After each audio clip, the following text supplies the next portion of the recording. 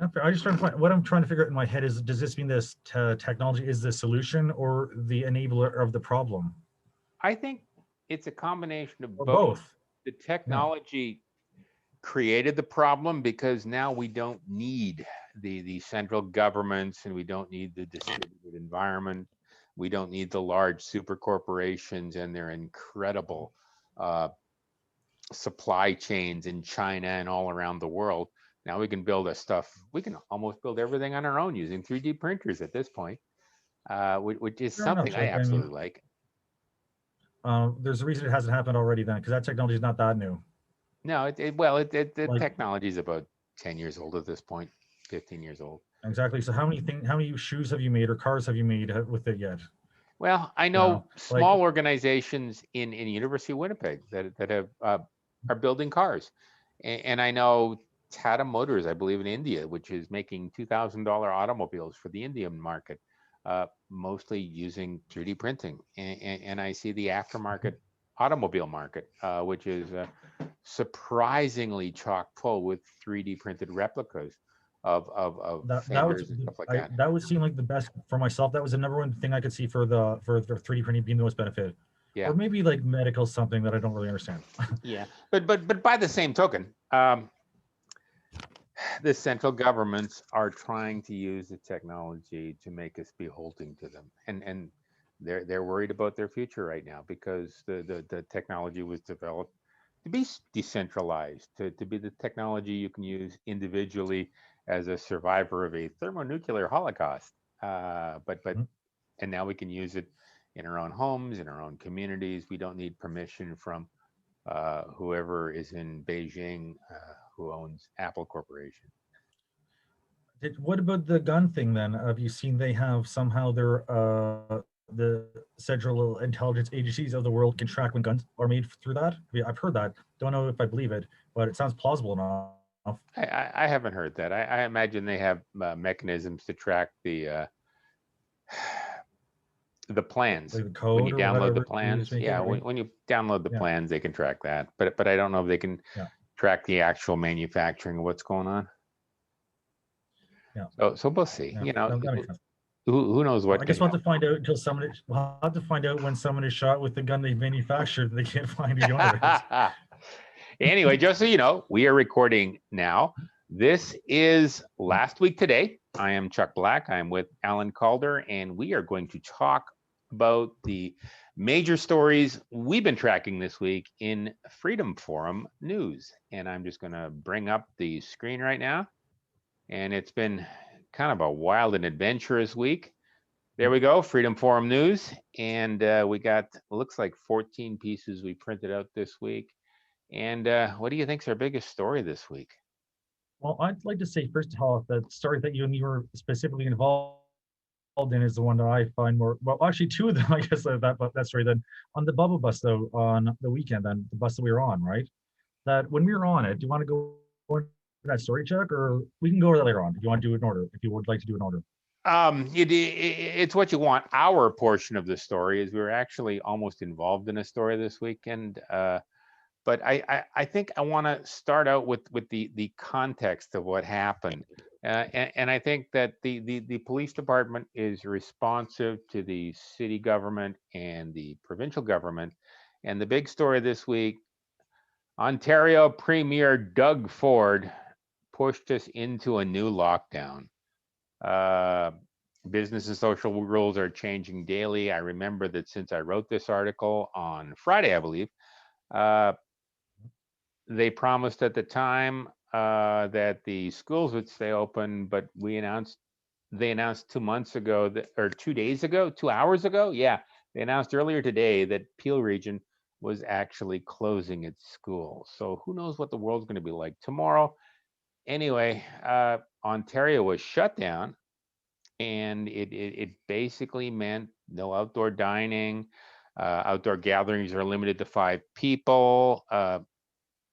I called it a hard monogamous limit because this thing sort of seems so old fashioned and silly. The government is legislating our health care rather than our morality at this point. And I also think the Are new you calling about? Are you calling monogamous archaic and silly, Chuck? Is that what I'm Yeah, I've getting done hearing that. you say then? I've done that. Of, of monogamy? I related it to something called Operation Soap, which was something the police did in the 1980s, where they raided a whole bunch of bathhouses in downtown Toronto, and they did such a bad job of doing that they offended everybody, and that led to some changes relating to the gay community in Toronto. Oh, But cool. all Good deal. sorts of really stupid stuff. I put in some graphics. There's a Doug Ford meme from a couple of years back. Screen uh, teacher, that's funny. yeah, there's another meme for Doug Ford. The idea that he does That's photo ops rather than actually does anything when there's any important decision to be made. He says he defers to the scientists, his chief medical officer, Dr. Leonard McCoy, I think. I don't know who he was, but even at this point, the underlying architecture of the modeling they've used to make their decisions, the underlying data points they've inputted into the modeling, they refuse to make this stuff public. They just say that they showed it to an awful lot of people before they passed their edicts, and And that's. Hmm? sorry, and this is not what it's meant to be in a democracy, though. It really isn't. No, absolutely not. Ford is changing rules on a daily basis, makes it really Yeah. difficult to run an independent business. I And work not at a unless you're him, yeah. right? Unless you're his business, then he has no. They're having no issues on polls.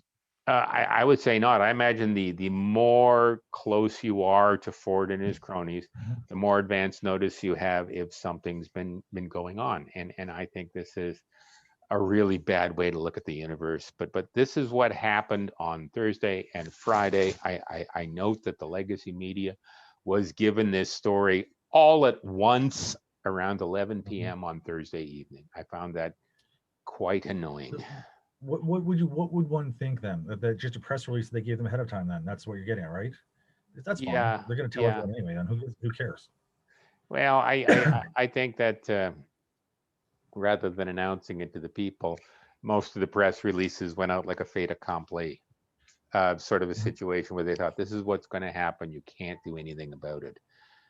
Now, because we weren't allowed to gather in public to protest the government anymore, uh, people Mhm. were expecting a different sort of reaction uh, at the two protest marches, the big ones in Toronto and in Brantford that were happening on the upcoming weekend. Uh, in Toronto, you and I did our normal coverage of the Toronto lockdowns Mhm. and the Toronto protests. But at the end of the protest, this is my favorite story of the week because we were involved. We were trapped in the bubble bus. Trapped After in the bubble bus construct. Wasn't like they held us captive here. We were taking a ride to the party with them. Yeah, but we were leaving downtown Toronto at the conclusion Uh-huh. of the Saturday Freedom Protest March. City police cars blocked the road, pulled over the van, and the owner of the van, Jim Kerr, they wanted to arrest him. And we covered what happened next from a number of different angles. Jim calls his van the bubble bus. There's actually a sign on the outside of the van that says bubble bus. And there he is on top of the bubble bus. We did a 20-minute video as the police initially didn't accept his paperwork, explained that their paperwork hadn't been updated yet. So they wanted to arrest him and take him down to the paddy wagon to the police station to confirm the paperwork. And And he didn't I want to have do any of that. me and Chuck were here's who's in this vehicle there. There's Chuck and myself, Thundra and Jim, the owners of the vehicle. To be And now fair, Chuck and myself are Thundra saying was one of was Jim Kerr's wife. Thundra wasn't, yeah, the comic book character from the 1980s. I don't know that. I don't know that for a fact. But the point is that Chuck and myself said, Chuck said, one of us has to go outside and one has to stay inside with the camera. I stayed inside with my phone. Chuck went outside with his camera. This is what he got. And then I've, in the interim, lost my phone at someone's house and getting it soon, shortly enough, I don't have it for the show.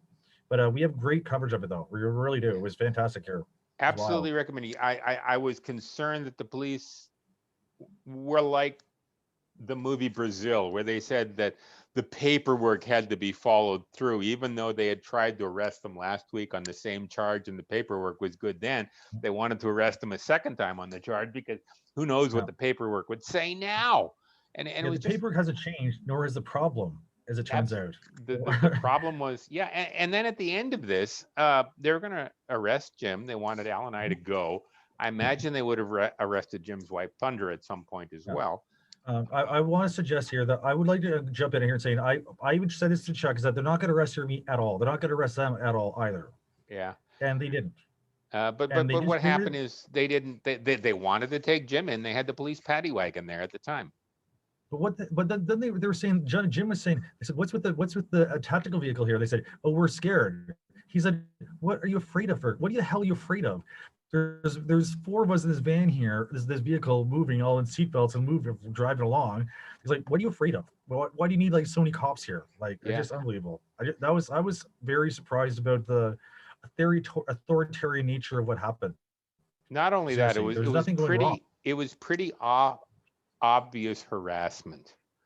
We did an interview with Jim afterwards. My favorite part of the day was, let me see if I can pull this up here. At the very end of this video that I shot, we actually did the last piece of the Streeter with David Menzies from Rebel News. And he called the thing just unbelievable and truly disgusting. And he said really bad things about the Toronto police as they walked off with their tail between their legs. And they were very embarrassed of the situation. They wanted to harass someone who they perceived was an organizer of the Saturday protest parades. But I don't understand how could they be misunderstanding this so much? Like seriously, like you and me know that's just not how it goes down. I do know. Is it the bubbles? Yeah, but I do know that when I was in China, when I was in Russia, at some point the rules and regulations didn't matter. The police commissioner would go to the police captain, who'd go to the officer in charge, and they'd all know that you're supposed to harass this organizer today. Didn't matter what you do, just keep him occupied for 4 or 5 hours, make him nervous, raise his blood pressure, discourage him from the Kelly and Lamont kind of style, right? And that's what happened this day. I don't even think they got one of the active organizers of the protest. He just had the wheels. Yeah, exactly. Like he's just not an organizer of the protest. That's just the problem. Absolutely. I would also note that there were another 1,500 people in Brantford on the same day, where they were setting up an end to lockdowns. They built a new anti-lockdown public bill board, and one of our correspondents, Mike Baer from Free Speech Media, was there. He covered the protest. There was about another 1,500 people, which is pretty good, since a lot of the people in Brantford came from Toronto. And even the Toronto protest had 1,000, 1,500 people. You can tell by our coverage. It took everybody 5 minutes to go past my stationary camera. That usually means 1,000, 1,500 people.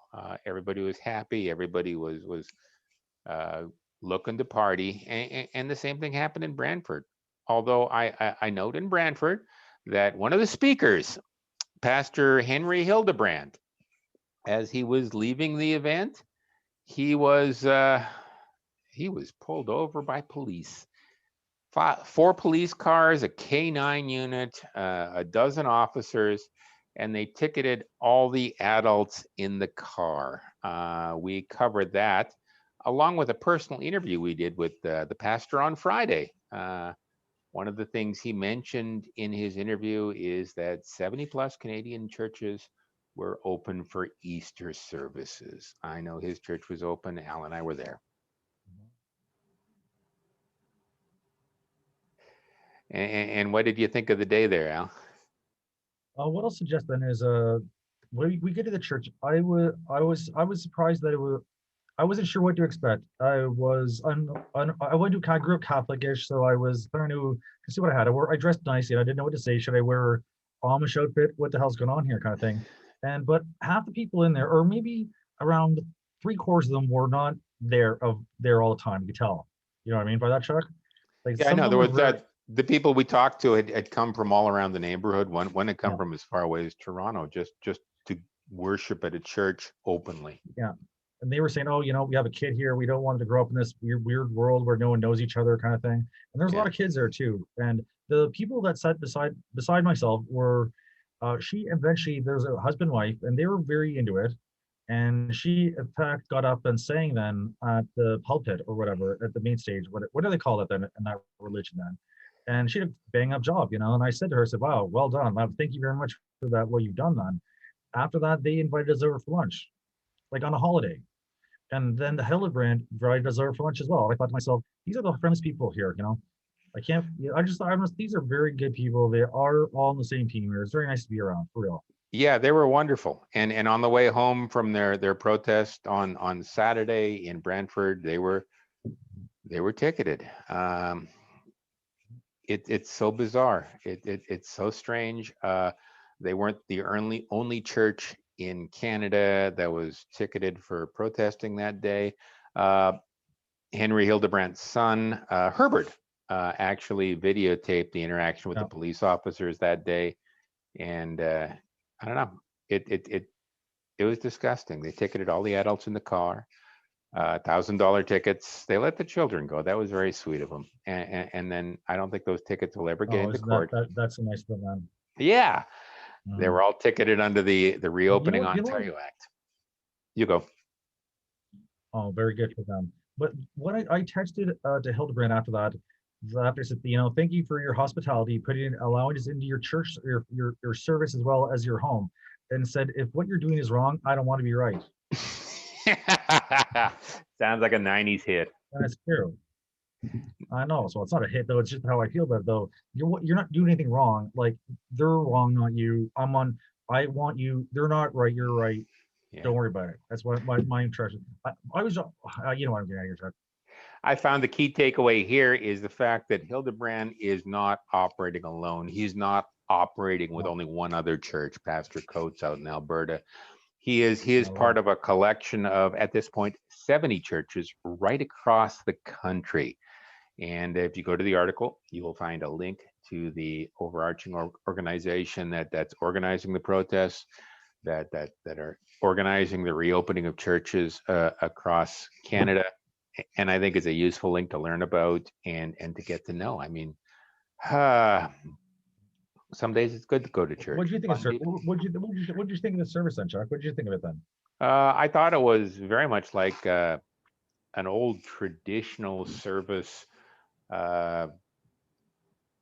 in the southern United States, with a lot of shouting and a lot of shouting right? back from the audience, and a lot of singing and a certain amount of dancing, and a lot of different people contributing in a different way. This was absolutely not a single monolithic voice. This was a lot of different people that all wanted to be heard, and they smiled and they celebrated together. And there was young, and there was adults, and there were old people, and it was just something that everybody was smiling. It's something I think has been lost from the public discourse for the last year.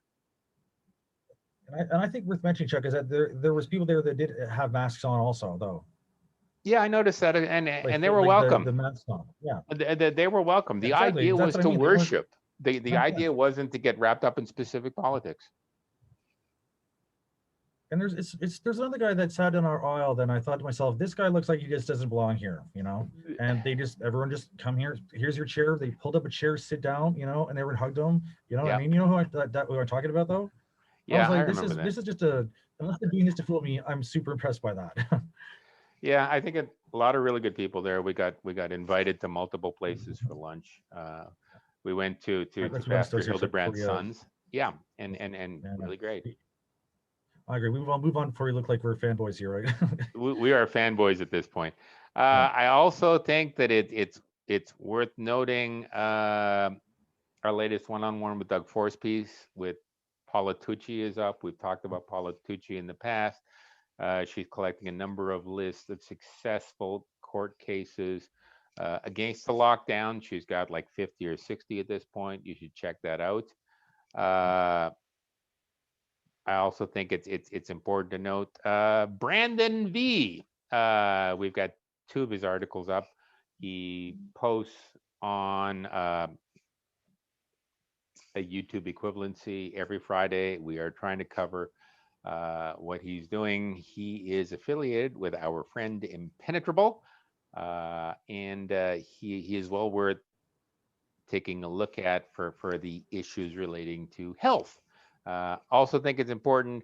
Hundreds on the street to defend Parkdale. One of the things about this pandemic that most people don't know is that even though you're not allowed to evict anybody under the laws and the rules and the regulations, there are a lot of landlords that are trying to evict deadbeat tenants because they don't go bankrupt either. They be it them or their tenants, you got to kick them out. And there was a big protest end of March in Parkdale to defend the right of poor tenants to not be evicted during the pandemic. I think that's an important piece to note.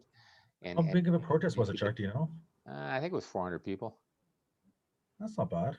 Yeah, it's something that's important. There's a lot of little issues relating to the CERB credit, relating to the inability to evict people, relating to the fake and false economy we have that's supported primarily by printing bogus money. These are things we should be talking about in the future, but we haven't had time to talk about, and most legacy news sources don't want to talk about that at all. It also relates to what the government has said about people not having to pay their rent in public. You know what I mean? I can understand the confusion. There were hundreds of people out in Parkdale on March 30th who thought they were going to be evicted if they didn't pay part of their rent, no matter what the government says. And they might, I predict. Yeah, I also think there's a quick story. A mom wins a landmark court case regarding visits to loved ones in congregate care. Because of the pandemic, only one or two people are allowed to visit injured family members at any one time. Barry mom Pamela Labreso, she went to court. She got the right to visit her 15-year-old son more often than the COVID rules and regulations allowed. To be fair, if she didn't visit him, nobody else was allowed to either. He was locked in a room all by himself. I think I this can just, as a parent, I can just imagine. I yeah, can just imagine ripping down walls for that. yeah, and Seriously. this wasn't something that happened over the space of a couple hours. This is like months and months of serious effort for the mother to see her son. You know what? Who anyone you can expect to do it, it'll be a mother for sure. Yeah, You know, this whole thing's garbage. This not sister mother, but lockdown. I always say to you every time I'm there, where are the goddamn parents here? Why are the parents not here screaming and shouting for the good of their kids, their children here? But look at her go. to be fair, I this can't, one specific parent was there and she yeah, did what was exactly. required to tell the government to stay. I agree. What else do we got this week? We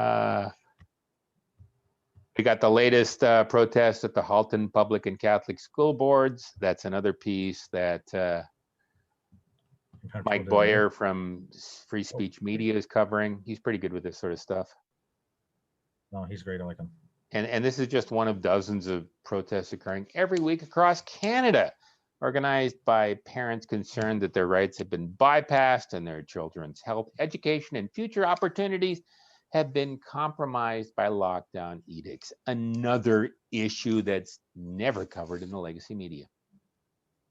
Including one in Whitby where I live that I have failed to provide any footage of due to the fact that I have lost my phone on the weekend. Well, you went to the party on Saturday night after the bubble bus was released. You know what? Yeah, sure, it's true. I went to the party after the bubble bus was released, after the bubble bus took us to the beach, and then we had to go to the party. You said it was a good time. I give you credit for I'm not complaining. I'm just telling you what happened. like, Here is one of my favorite context pieces over the last couple of days. It's a post on the very opinionated Kate Wan show, which talks with an economic futurist, a guy named Joseph Barbudo. He discusses something he calls the economic long wave and how it applies to both our present and our history. There's a lot of math in that. There's a lot of theory, but his belief is that we have inherited computer technology, chip technology, and the sort of stuff that allows for both a very centralized future and a very decentralized future, because something that can be controlled centrally by the Communist Party in Washington, I'm sorry, the Republican or the Democratic Party in Washington, or the Fascist Party in Ottawa, my apologies, the Liberal Party in Ottawa, can Or maybe Oceania, yeah, maybe. or can also be I, fit into just I, about anybody's laptop, and we can use it for ourselves anywhere we want. It could lead to a decentralized revolution. That's what he's betting on.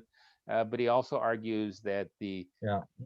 people who think they're in charge now, the leaders of men, the leaders of large corporations, the politicians, they are afraid that they're going to lose all their power in this new world, where essentially we can build all our furniture using a 3D printer. We can build entire cars using a 3D printer, or bicycles. We can build entire homes for tens of thousands of dollars rather than millions of dollars, as is the case now. And he's saying that Well, that's where the real battle is right now. so theoretically, the fact that we have this technology that we can create our own things means that the world is over. World is over then, No, it doesn't mean right? anything's over. It means there's a big battle to see who will win. The technology is like a hammer. It can be used for good buildings, or for evil buildings. And the big battle now is to Or use the everything. technology You for build good. everything with it, though. Yeah. If you But build the idea everything is, with it, you can build everything with it then. but the For real, idea, some of those things I've seen them on.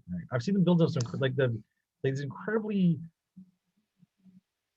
precise compound, and like just things that were so tightly made with these stuff. I was so impressed by it. I'm like, yeah, goodbye factories when I saw those things being made. yep. And the idea is that if you don't need factories, you can build it on your coffee table in the living room. If you don't need factories, you don't need companies then. Yeah. So I don't know. You don't need Maybe this companies, you is don't what have shareholders. Klaus Schwab is afraid of. But anyway, I like the story very much for the context. I think He's it's not well afraid of worth anything. hearing How about dare that. you? Yeah. What else is happening? I think that's most of what's going on this week. That's most of what we covered. It's not all that's happening. I note in Europe, many protests are taking place there. And the UK police broke into a Catholic church on Friday during the service, the Good Friday service, and told all the parishioners that there were too many of them in the church and they all had to go home. You know what? Do you know where that didn't happen? In What? Aylmer. Yeah. Like, seriously. Like there's even video of them not going into it when he stood up to them was all. Not that, not to blame anyone, but that is so classless. Didn't they used to have sanctuaries there? Or They wasn't that, did, is that rule broken now? Does no evidently. one give a shit anymore about these old-fashioned rules then? Evidently. The police came in, walked up on stage during the sermon, said, "I appreciate that it is Good Friday, and if you'd like to worship, but this gathering is unlawful." And then he told everyone to go home. And they did. Oh, no, no kidding. Like what would you that's they've obviously taken over the church then, right? Yeah. This is 100% why he did not Hildebrand did not let them into the church. He knew that they were going to ruin the whole gosh darn thing. Like, you Yeah. know, and that's But why he didn't let them in. And this is disgusting. that's Canada. That's Canada. This is just an example I wanted to end with to show that while Yeah. we've been lucky up until now, the world could certainly change for the worse. Things move from east to west, and that's how it's working, Chuck. And that's it. It goes across from the way that's just how it rolls. And that's how it's going Absolutely. across here. It has to go through Britain first, then before it hits us.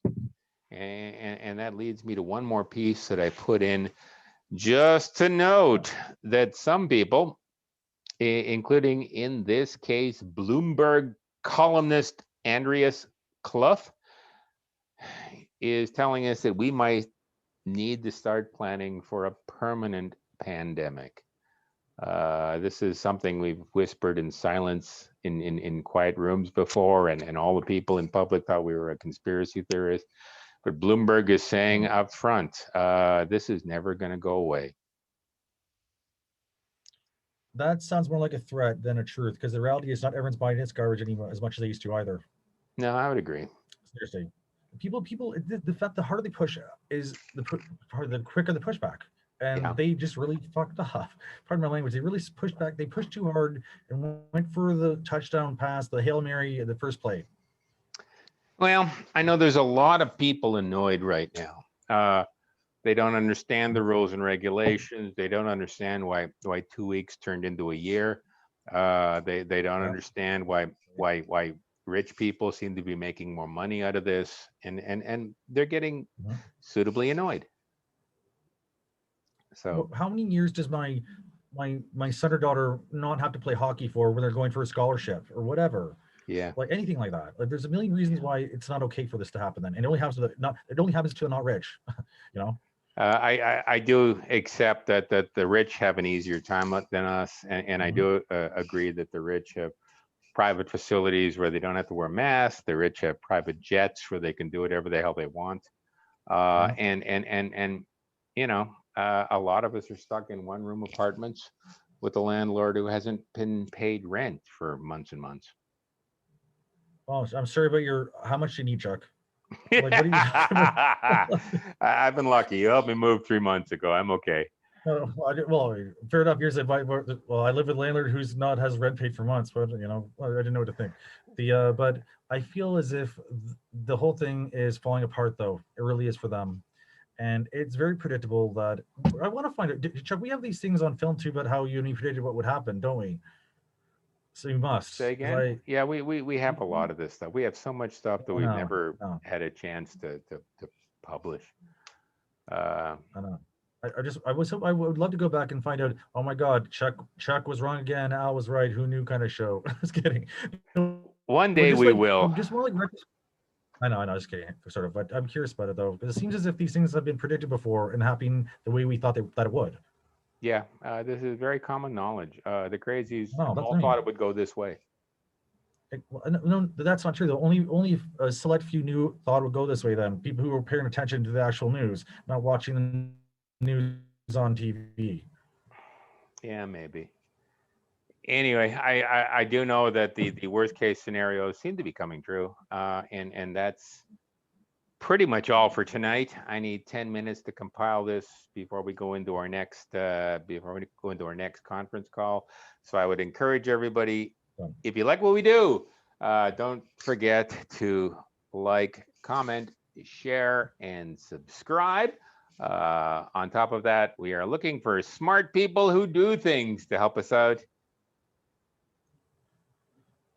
and join our and team. and as you may have just heard, breaking news: Chuck is having problems paying his rent. No, I'm Um, not. send money quick. The show, if you like the show, send money quick. Chuck can't live where I am at, so please help out the cause. I would encourage you to visit our webpage and help fund our growth. We will take e-transfers. We have PayPal set up. We can bill on PayPal. We're gonna put a link to that at the bottom of that page over the next day or so. And then you can also contribute the old-fashioned way, one time or monthly, through our Nation Builder account. And I think that's all for tonight. What a strung out bizarro week. Chuck, quick before you leave it, how easy it is to donate on this account? I've never tried to pay this account on the account. How if I wanted to use my credit card or bank account, how is it easy to pay on that Pretty spot easy. though? Pick an amount, Yeah. push the time in, put in your email account, put in your billing address, and then put in your phone number and your payment information. Right. Pretty easy, Right. exactly like everything else. Cool. That's good, Chuck. And Al, you're smarter than me. I never think about the money. I'm doing this out of the goodness of my heart. But send money anyway. Yeah, well, for Christ's sake, Chuck, I'm like, no one sends money. You'll be living in my ditch sometime. I'm trying to make sure this fall all perfectly. It's all good. It's all in the up and up. That's all for tonight. This is last week today. I'm Chuck Black. I'm with Al Calder, and Jesus, Al, I'm not going to live in your ditch. No, you can survive, Chuck. I'd rather see that than you die. Thank you.